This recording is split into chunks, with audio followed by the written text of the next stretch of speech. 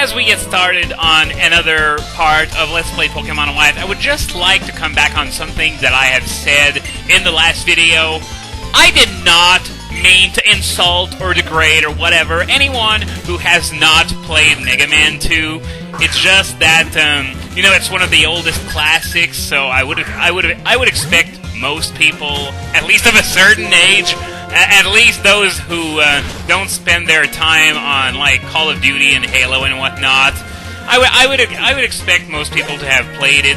I mean, I myself hadn't played it until a couple of years ago, so it's not a sin or anything like that. It's not a game that has the same status as, I would say, Super Mario Bros. 3, for example. On that note, I would like to ask, what is the game that you think pretty much disqualifies you from being a gamer if you haven't played it? Personally, I wouldn't say any game in particular, because there are so many games nowadays, but I would say if there was a game that would be close to that status, it would probably have to be, as I said earlier, Mario 3. So yeah, what is, in your opinion, the quintessential video game that you just have to play? If you haven't played it, play it right the fuck now. And on another subject entirely, well, how about that Koro card block? We've gotten news for just about everything except X and Y. And God, I don't want to get hit by that pincer at +4 attack. But it's about to die, so there you go.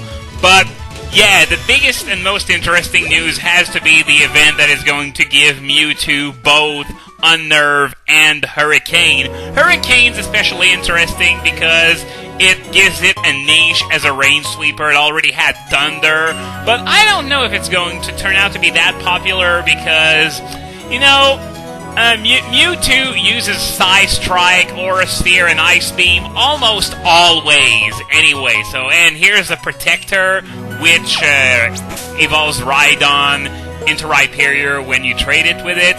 So now I'm going to fly back to Opelucid because it's just faster than going through the grass, going back up the waterfall. And besides, I'm done with Waterfall for now, so I can just go back and get the Tyranitar and move on to the Village Bridge. But yeah, it's going to be interesting to see just how popular Hurricane is going to turn out to be on Mewtwo. Personally, my hopes aren't very high because, as I said, Psy Strike, Aura Sphere, and Ice Beam are pretty much stapled onto every Mewtwo out there, so yeah, good luck with that. And interestingly, Unnerved Mewtwo is one of the last remaining Dream World abilities that weren't available until now, so that means the number of Dream World abilities that have yet to be distributed goes down to a mere 18. So, moving past Route 11, we can enter the Village Bridge just past this toll booth. It's not a town per se in the game's definition of town. You can't fly there. Yeah, it's a village like a bridge. No, it's a bridge like a village. No, it's a bridge like a bridge. It's a village like a village. It's basically a village on a bridge, which is admittedly a really cool concept. And, is there anything in there? Nope. But yeah, we're about to see one gimmick with this place, is that, well, listen to the music. When you talk to certain people in this area, they're going to add their instrument or voice, as the case may be, to the music, which, once again, it's really cool. We've seen other people such as this in Nakreen City, for example, but it's in Village Bridge that it's the most obvious because there are like 3 or 4 people you can add their instruments to the music, which is, in my opinion, a really nice touch. And when you get them all, you get this absolutely amazing tune that you just barely get anything out of if you haven't talked to anyone. And, oh great, Stone Edge missed. Well, it has the wide lens, but it still only raises the accuracy of Stone Edge to 88%, so that's still 12% chance of missing, which is still a lot considering that it's still more than Rock Slide without a wide lens. So Yeah, I guess the wide lens isn't really foolproof, even though it does help a lot with high jump kick, which I've never missed with once with a wide lens equipped. But as I was saying, the village bridge doesn't really hold the status of town. You can't fly to it. There's no Pokemon Center. There's no... Oh, well, of course there's no Pokemon since they're inside Pokemon Centers now.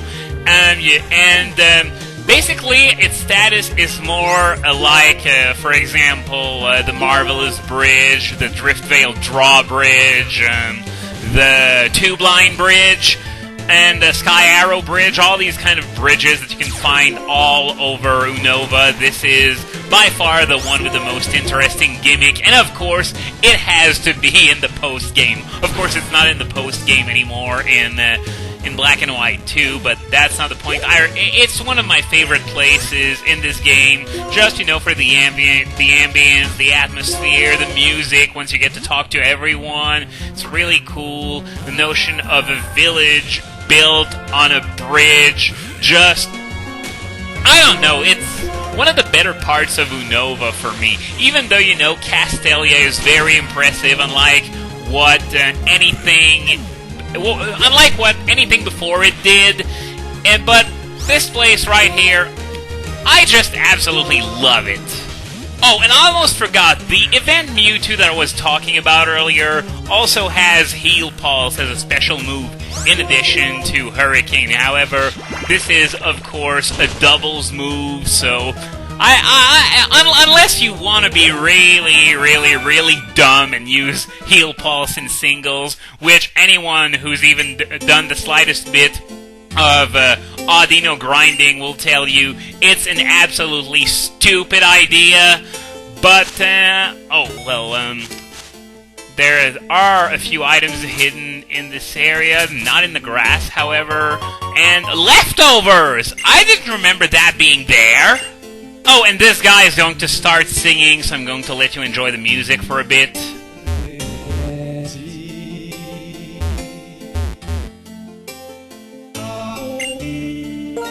And it's gone!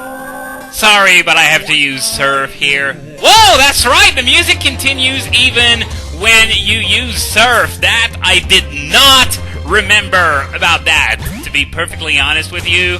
So, yeah, just one more reason why this place is awesome. The surfing music doesn't even replace the area music for once. So, as I was saying, leftovers, I'm not sure what I'm going to give it to. Probably Tyranitar, because I think it has black glasses right now. But I'm not going to do this right now. I'm going to wait until the end of the video, because you don't need me to look at menus for 2 minutes while I'm trying to decide in case Tyranitar has something more useful than black glasses. And we get a flute to join in the action. So, once again, just going to let you listen to the music a bit. Nope! Double battle on top of that. And it's going to be an annoying one. I hope I'm able to get out of it. Because, well, as you are probably aware, Double Battle Grass has a higher leveled Pokemon. As you can see, Bibarel at level 57 and Braviary at level 60. Such a shame that we can't find Audinos in Double Grass, because it would be so useful to have Audinos that are like 10 levels higher than what you get in Singles Grass. But and once again, Stone Edge misses, something I definitely did not need at this point. At least the AI decided to be a complete idiot and use superpower on Lilligant instead of doing horrible, horrible damage to Mienshao. So I'm going to be getting a second chance to hit with Stone Edge here. I mean, why? Just why? I'm not sure what moves a level 60 Wild Braviary would know, but I'm pretty sure there's something that's flying in there, so why not just annihilate Mienshao? Come on! The opportunity was right there. I got cocky and thought I could knock it out with Stone Edge, but it missed. Yeah, that's the problem with Stone Edge, as anyone with any experience with Pokemon would know. Of course, Focus Blast is a lot worse, which is why people really actively avoid using it by any... Fuck! attack me gently with a chainsaw! I just had to open my big mouth about how I never missed before with Wildlands boosted high jump kick. And now the 1% manages to smack me in the face in the exact same video.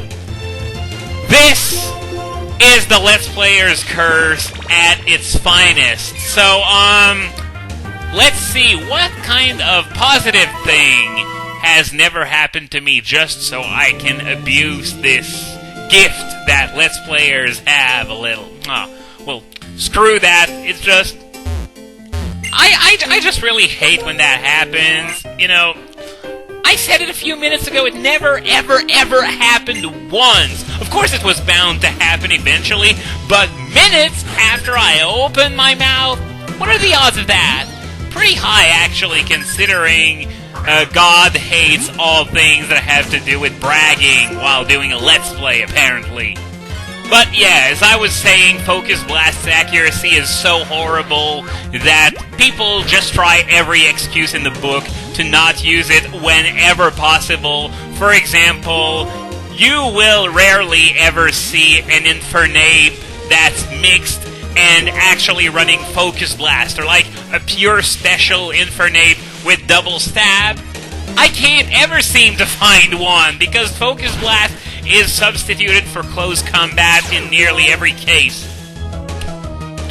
And Effect Spore kicks in.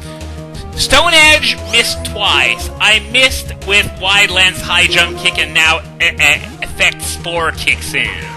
How much worse can it get? It's probably going to find a way. Shouldn't have asked. But yeah, part of my Gen 6 wish list is for a special fighting move that has better distribution than Aura Sphere, but not the cataclysmic accuracy of Focus Blast. And aside from Vacuum Wave, which nobody uses anyway, these are the only 3 fighting special moves that we have currently. Same for Rock Special. We got Ancient Power, Power Gem, and Hidden Power Rock. That is it. We need something better than that, please! And speaking of rock types, Stone Edge, because I was talking about Stone Edge originally, so why not? Well, it's got 80 accuracy, but it's still found on just about every self-respecting physical sweeper that can edge Quake or otherwise use rock-type moves for something else than, you know, Stealth Rock. But because it's just so much better than Rock Slide, and the alternatives aren't aplenty. You can't go on the other side of the damage spectrum, because as I said, the best thing they've got is Power Jam. So, yeah, Stone Edge, you're pretty much stuck with it in the Rock type, because it's so dominant compared to the crappy competition that it gets.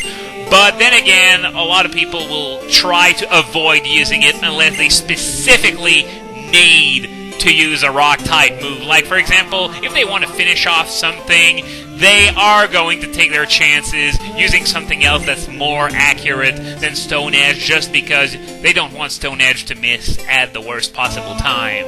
Oh, and this is an interesting little area just near the village bridge. It's sort of like a little outdoor restaurant where Pokemon eat together with their trainers.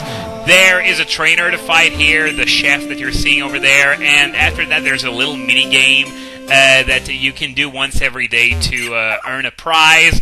But we are going to cover that next time on Let's Play Pokemon White, and after that we're going to head to the bug paradise of Route 12 and hopefully get closer to Lacunosa Town. See you next time for episode 100! Okay, I'm an idiot. I completely forgot that the Overheat TM could be found atop the waterfall on Route 11. Okay, now we're done for today.